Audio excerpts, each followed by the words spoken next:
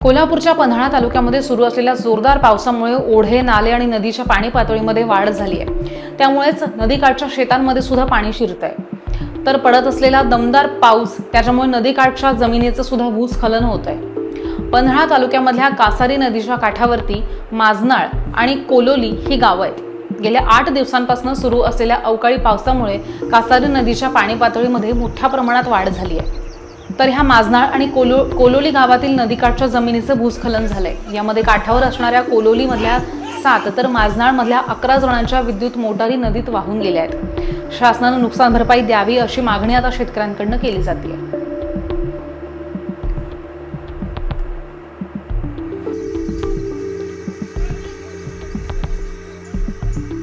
8 दिवस पाऊस पडल्यामुळं नदीकाठाला ज्या मोटरी होत्या त्या नदीतनं वाहून गेल्या। काही ठिकाणी जमीन खचली आहे। सूर्यफूल, भुईमूग, नाचणा या सर्व पिकांचं मोठ्या प्रमाणात नुकसान झालं आहे।